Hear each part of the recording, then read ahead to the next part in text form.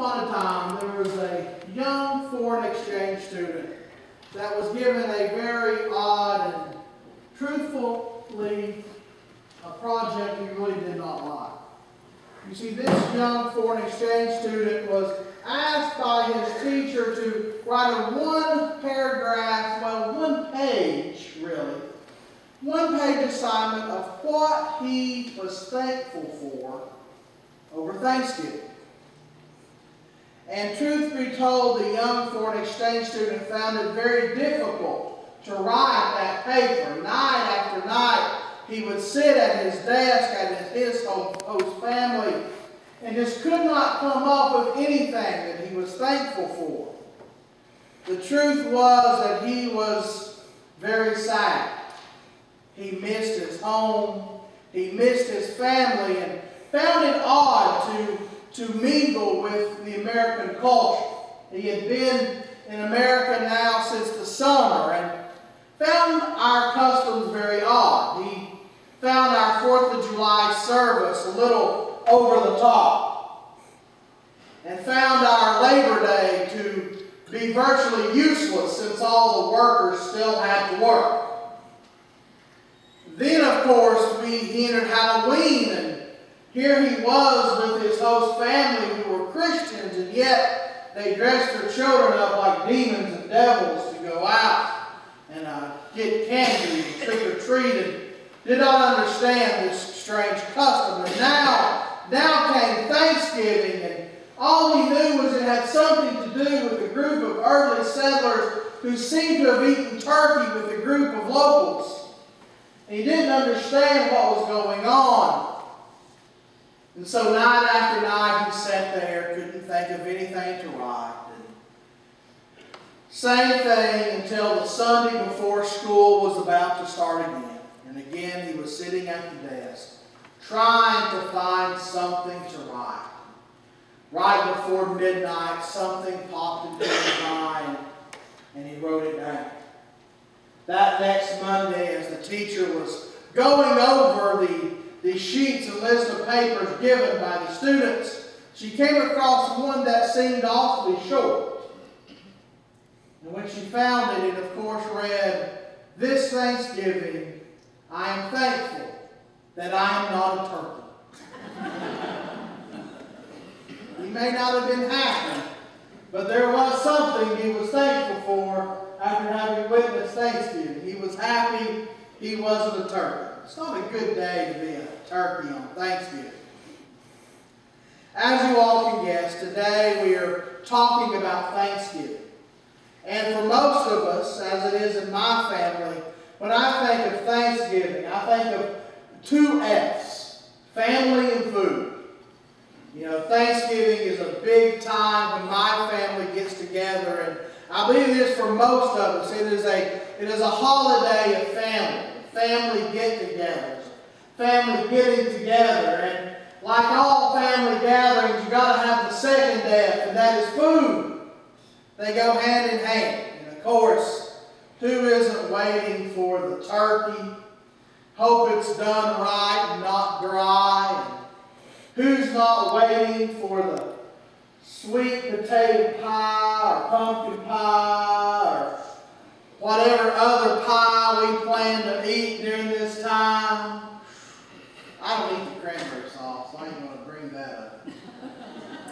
But family and food, and that's what we think about during Thanksgiving. But Thanksgiving is actually a day that is dedicated, strangely, in our modern country in America, but it's a day dedicated to thanksgiving to God for the blessing that He has given to us as a people and as a nation. You know, Thanksgiving began in 1789 when our first president, George Washington, I'm about to say you will remember who that is, George Washington, inaugurated the first day, the first Thursday in November as a day of thanksgiving to God. The day kind of moved around until 1863 when President Lincoln went ahead and set the fourth Thursday of the month of November as a day of thanksgiving to God. And then, of course, in 1941, the Congress decided to make Thanksgiving an official holiday of the United States of America. An official holiday dedicated to being thankful, and primarily of being thankful for what God has given to us. Now, that may be the beginning of Thanksgiving in this country, but the idea of having a day or a festival or a holiday dedicated to being thankful goes back much further. And for us as Christians, it goes all the way back to our Jewish origins. And it goes back to what we read in the book of Deuteronomy. The book of Deuteronomy is telling of a feast day called the Feast of First Fruits. And that was their celebration. And in many ways it was their Thanksgiving celebration. And so let's look at this Thanksgiving celebration.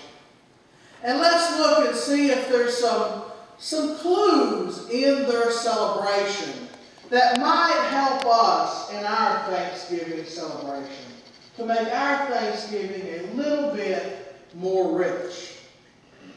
One of the first things that kind of pop out of my mind in chapter 26 was the pains that the author of Deuteronomy takes to make sure that his readers know that everything they're giving is a gift of God.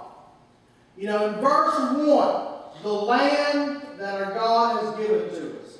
Verse 2, the gift of the land that God has given us. Verse 3 and in verse 9, the people are to recount it in the ceremony for this feast day.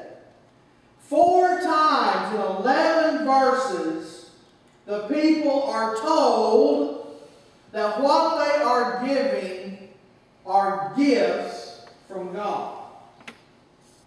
And I think the first thing that we can take from this is an understanding that everything that we have is a gift from God. You see, what Deuteronomy is really getting at is something that I think it's a weakness in American Christianity today. I think in many ways we American Christians, we've become so accustomed to the good life, so accustomed to having, that we have kind of forgotten who has given us all of these blessings. In essence, we've become ungrateful. And we have forgotten who we are to be thanking for all that we have. One of my friends back when I was in college was a missionary. And she told of an experience she had while she was teaching English in China. While being over there, she became friends with a few of the students. And one day they asked her to go out shopping with them into the city. And of course, she decided to go along, a chance to be with the people. And while there, they wanted to make her feel welcome. So they decided to take her to a place where she would feel at home. They took her to McDonald's. And while at McDonald's, she got herself a Big Mac. And she said she was just digging into that greasy goodness that is the Big Mac. And she happened to look up and saw her Chinese students just sort of staring at her. And of course she swallowed and asked them, well, what's going on? Thinking she had forgotten some Chinese custom. And the Chinese students looked at her and said, you're a Christian, right? And she goes, well, yeah. She goes, well, we thought that all Christians, before they ate, prayed to God and thanked Him for the meal that they had. Well, of course, at that time, she said, I felt pretty low, very convicted over it. And when she said that too, I felt very convicted as well. Because I have realized in my own life how ungrateful I have been for the gifts that God has given us. Given me. You know, I can, other than maybe Thanksgiving and Christmas, I can count on my hands how many times my family has had a blessing before me. We normally did the classic American custom. Mom made it and we dug in. Every man for themselves. We need to be thankful for the gifts that God has given us. We are blessed in more ways than we could ever imagine. And this Thanksgiving, a way to make it so much more rich, is to really take the time to thank God for what we have. To think of all the blessings we have. And to thank God for them. Not just give the blanket, God, we thank you for our blessings. Name them. You know, the song says, count your blessings, name them one by one. Why don't this Thanksgiving, let's do that. Let's name the blessings we have. And thank God for the gifts that He has given us. Because quite truthfully, everything we have is a gift from God. Now, Scripture tells us all good things come down from the Father of lights, in whom there is no shadow of turning. All of it is a gift from God. The second thing that kind of jumps out from Deuteronomy chapter 26 to me is this idea of first fruits. You know, why is it so important that the Jewish people bring the first fruits? It's a harvest festival. And why were they to bring that very first batch of harvest they're supposed to bring? Luckily, I grew up on a farm. And my grandfather, for many years, had a garden. And my grandfather would bring various vegetables to my mother throughout the spring and throughout the year, giving us good vegetables. And I'm a tomato buff. And so I'd always pay attention to the tomatoes. I like a tomato sandwich.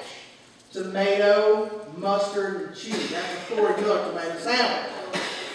We're like, ugh, I don't like mayonnaise. That do something. And I remember that first Walmart bag of tomatoes, they were good tomatoes. They were plump. They were this color right here. They were juicy. You didn't even need meat. If you put meat on a sandwich with that good tomato, you ruined it. That's how good those tomatoes were.